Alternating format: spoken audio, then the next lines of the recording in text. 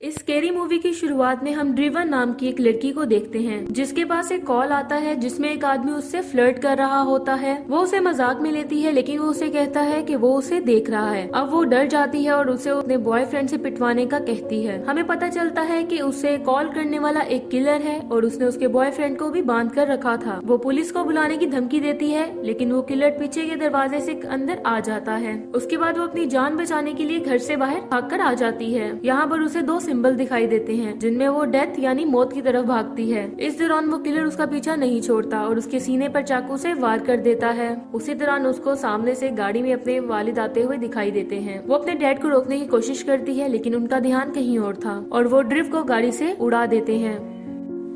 लेकिन हम देखते हैं कि वो फिर भी जिंदा होती है। फिर किलर उसके पास आता है और उसे बहुत बेरहमी से मार देता है। उसके बाद हमें नेक्स्ट सीन कॉलेज का दिखाया जाता है जहाँ पर हम उसके बहुत से फ्रेंड्स को देखते हैं और वो लोग ड्रिफ्ट के मर्डर के बारे में डिस्कस कर रहे होते हैं। जहाँ पे सिंधी कहती है कि ये बात बहुत अजीब है कि हमने एक आदमी को मारा था और ये मर्डर उसके ठीक 1 साल के बाद हुआ। अब हमें 1 साल पहले का सीन दिखाया जाता है जहाँ उन सब दोस्तों के साथ ड्रिफ्ट भी होती है। इस दौरान वो लोग ड्रिंक करके काफी ज्यादा एंजॉय कर रहे होते हैं। इस वजह से बॉबी एक गाड़ी से एक बंदे को टक्कर मार देता है और उनका भी एक्सीडेंट होते होते बच जाता है। फिर वो लोग उस आदमी को देखने के लिए बाहर निकलते हैं। वो बहुत ज्यादा डर चुके होते हैं क्योंकि उनको लगता है कि उनके हाथों किसी की मौत हो गई थी। लेकिन इधर हम देखते हैं कि वो आदमी अभी भी जिंदा होता है। वो आदमी इन लोगों को समझाने की बहुत कोशिश करता है कि वो ठीक है लेकिन वो लोग इसकी बात पर ध्यान नहीं देते। जब वो आदमी वहाँ से जाने लगता है तो बॉबी की बियर की बोतल गलती से उस पर लग जाती है जिससे वो शख्स बेहोश हो जाता है। अब वो लोग इसको डिग्गी में डालने की कोशिश करते हैं लेकिन वहाँ गाड़ी से सोर्टी और उसके कुछ दोस्त आ जाते हैं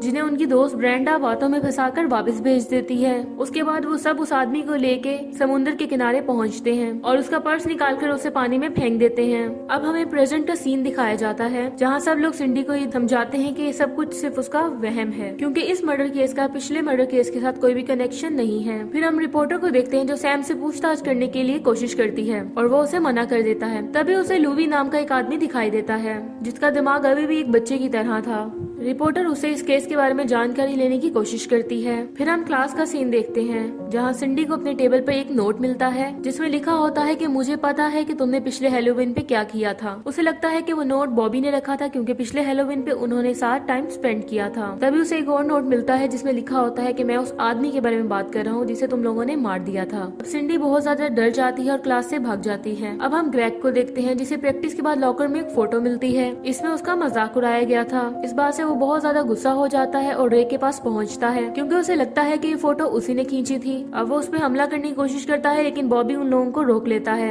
अब सिंडी भी उस नोट के बारे में बताती है जो उसे मिला था जिससे ये पता चलता है कि उन लोगों के अलावा भी किसी को इस बारे में पता था। अब सिंडी कहती है कि पुलिस को कॉल करते हैं और ग्रैब उस पर बहुत ज्यादा गुस्सा होता है और उसे मारने लगता है। अब वो बाकी लोगों को कहते हैं कि अगर किसी ने कोई हरकत करने की कोशिश की तो मैं उसकी हालत सिंडी जैसी कर दूंगा। अब हम कॉलेज के ब्यूटी कंटेस्ट को देखते हैं जहाँ पर बर्फी अपना परफॉर्मेंस दे रही होती है। वहाँ पर उसे देखने के लिए ग्रेग भी आया हुआ होता है। ग्रेग के पास किलर आ जाता है और उसे बहुत ही बेरहमी से मारने लगता है। ये देख के बर्फी रोने और चिल्लाने लगती है। वहाँ पर मौजूद लोग हंसने लगते हैं क्योंकि उनको लगता है कि वो एक्टिंग कर रही है और वो लोग उसे कंटेस्ट का विनर बना देते हैं। उसके बाद बर्फी सिंधी और अपने बॉयफ्रेंड के साथ ग्रेग का इंतजार कर रही होती है। इसी दौरान उनके पीछे ही वो किलर ग्रेग की डेड बॉडी को जा रहा होता है और उनको साफ कर रहा होता है। अगले सीन में हम देखते हैं कि सिंधी नहा रही होती है और उसके पास उसी किलर की कॉल आती है जो कहता है कि मुझे पता है कि तुमने पिछले हेलोवीन में क्या किया था और वो कहता है कि मैं तुम्हारे घर पर ही हूँ। ये सुन के वो बहुत ज्यादा डर जाती है। तभी वो किलर को देख लेती है जो सोफे के पीछे छुपा था। वो किलर से बहुत मुश्किल से बच बचाने में कामयाब हो जाती है क्योंकि वो किलर उसके पीछा करता है लेकिन उसकी दादी सोफे से घायल हो जाती है। उसके बाद सिंडी अपने रूम में पहुंच के पुलिस को अपने कंप्यूटर से मेल कर देती है। तभी वहाँ से किलर भाग जाता है और खिड़की से बॉबी पहुँचता है और सिंडी बहुत ज्यादा खुश हो जाती है। तभी उसी समय बॉबी के पास से चाकू, मास्क और फोन निकलता है। इसे देख के सिंडी को लगता है कि वो ही किलर है। बॉबी उसे बहुत समझाता है कि वो किलर नहीं है लेकिन वो उसकी बात नहीं मानती और पुलिस उसे गिरफ्तार कर लेती है। जब सिंडी पुलिस स्टेशन में होती है तो उसे लेने के लिए उसकी फ्रेंड बफी वहाँ आती है। इसी दौरान हमें पता चलता है कि लूफी बफी का भाई है। अब हम बफी के घर का सीन देखते हैं जहाँ लूफी उसी आदमी का जिक्र करता है जिसे उन लोगों ने 1 साल पहले मार दिया था, जिससे सिंडी बहुत ज्यादा हैरान होती है और बफी से कहती है कि तुमने अपने भाई को ये बात क्यों बताई। जिस पर बफी कहती है कि उसकी बात का कोई भी यकीन नहीं करेगा क्योंकि वो बिल्कुल बच्चों की तरह बिहेव करता है। अब सिंडी के पास फिर से किलर की कॉल आती है जिससे बात प्रूफ हो जाती है कि बॉबी वो किलर नहीं था, क्योंकि वो तो पुलिस स्टेशन में है। उसके बाद हम नेक्स्ट सीन में देखते हैं कि बॉबी को छोड़ दिया गया था। वो लोग बहुत ज्यादा डरे हुए होते हैं, इसलिए सिंडी रे से अपने दोस्तों के साथ घर आने का कहती है ताकि वो सब लोग एक साथ रह सके। लेकिन सोर्टी सबके सामने वहाँ सबको इनवाइट कर देता है एक पार्टी के लिए उनके घर पर। उसके बाद हम बफी को देखते हैं जो क्लास के बाद अपने लॉकर को चेक कर रही होती है।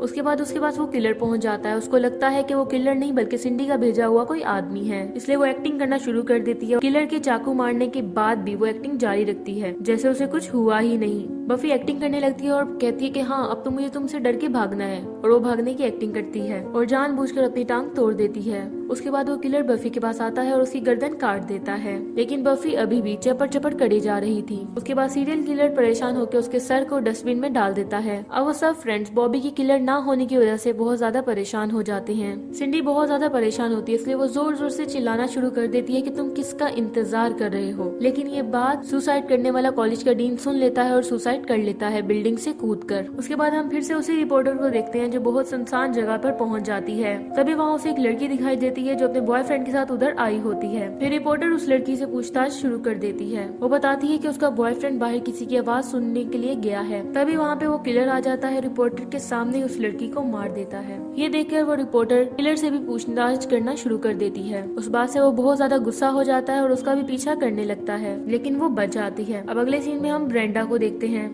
जो रे के साथ थिएटर में मूवी देखने के लिए गई होती है। कुछ देर के बाद रे बाथरूम में चला जाता है और ब्रेंडा बहुत ज्यादा चिल्ला रही होती है। तभी वो किलर उसके पास आकर बैठ जाता है और वो वहाँ पे चाकू निकालता है। इससे पहले कि वो ब्रेंडा को मारता, ब्रेंडा के आसपास के लोग ब्रेंडा को बहुत बुरी तरह से मार देते हैं। अब हम सिंडी के घर का सीन देखते हैं जहाँ पे पार्टी हो रही होती है। तभी एक लड़की सिंडी के पास पहुँचती है और उससे ड्रिंक मांगती है। तभी सिंडी उसे बताती है कि ड्रिंक मेरे डैडी के वर्कशॉप में पड़ी है, तुम वहाँ से जाके ले सकती हो। जब वो ड्रिंक लेके वहाँ से लौट रही होती है तभी किलर वहाँ पे पहुँच जाता है। अब वो लड़की वहाँ से शटर से निकलने की कोशिश करती है, लेकिन वो बाहर नहीं जा सकती क्योंकि वो बहुत ज्यादा मोटी होती है। फिर किलर उस शटर को ऊपर उठा देता है और वो शटर उस लड़की का वजन नहीं उठा पाता और वो शटर उस लड़की पर गिर जाता है, जिससे वो वहीं पर मारी जाती है। इधर सोर्टी और उसके दोस्त पार्टी कर रहे होते हैं। वहाँ पर किलर भी पहुँच जाता है और उनके साथ नशा करने लगता है। उसके बाद वो पागल सा हो जाता है और डांस करते हुए शोर्टी के सारे दोस्तों को मार देता है। अब हम बॉबी को देखते हैं जो कि सिंडी से बात कर रहा होता है। तभी वो किलर वहाँ पे पहुँच जाता है और बॉबी को मार देता है। अब वो सिंडी का भी पीछा करता है। वो भागते हुए नीचे आती है और अपने डैडी की गन निकाल लेती है। तभी उसके पीछे कराता हुआ बॉबी भी वहाँ पे पहुँच जाता है जो सिंडी से गन ले लेता है। उसी समय सोर्टी वहाँ पहुँच जाता है जो काफी ज्यादा डरा हुआ था और उन्हें साथ चलने के लिए कहता है, लेकिन बॉबी उसे गन से शूट करके मार देता है। सिंडी बहुत ज्यादा हैरान हो जाती है और देखती है कि बॉबी को कोई भी चोट नहीं लगी। उसी समय वहाँ पे रे आता है और सिंडी उससे मदद मांगती है, लेकिन वो भी बॉबी के साथ था। ये देख के सिंडी वहाँ से भागने की कोशिश करती है।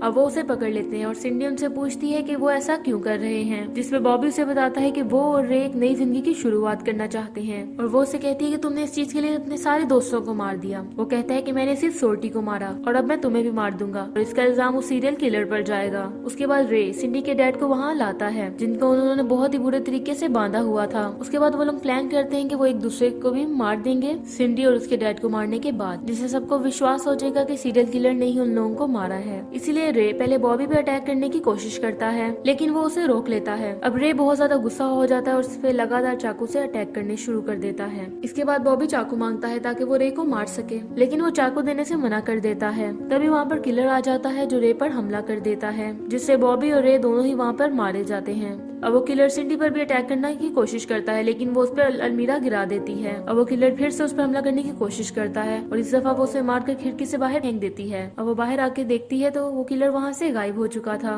अब वो बहुत ज्यादा डर जाती है। अब नेक्स्ट सीन में हम देखते हैं कि सिंडी 1 साल पहले हो जाने वाले एक्सीडेंट के बारे में बता देती है, क्योंकि हो ना हो वो किलर वही आदमी है। शायद वो पानी में बच गया हो, लेकिन पुलिस ऑफिसर कहते हैं कि वो मर चुका था क्योंकि उन्हें उसकी डेड बॉडी मिली थी। ये सुनकर सिंडी बहुत ज्यादा हैरान होती है। अब पुलिस ऑफिसर कहते हैं कि कोई ना कोई है जो ये सब कुछ तुम्हारे अलावा जानता है, और सिंडी को याद आता है कि सिर्फ लूफी ये सब कुछ जानता है। अब हम लूफी को देखते हैं जो पूरे तरीके से बदल चुका था और यहाँ पे पता चलता है कि वो लोगों को सिर्फ बहका रहा था। वो लोगों को सिर्फ और सिर्फ अपना असल चेहरा नहीं दिखाता था। उसके बाद वो रिपोर्टर के साथ वहाँ से गाड़ी में बैठ के निकल जाता है, लेकिन उस दौरान वो अपना बैग रास्ते में गिरा देता है। अब सिंडी जब पुलिस ऑफिसर के साथ वहाँ जाती है, अब पुलिस ऑफिसर को उस बैग में से वो मास्क और चाकू मिलता है। ये देख के सिंडी वहाँ पे चिल्लाने लगती है और एक गाड़ी से उसका एक्सीडेंट हो जाता है और वो भी मारी जाती है। इसके साथ ये मूवी यहीं पे एंड हो जाती है। Thank you so much for watching.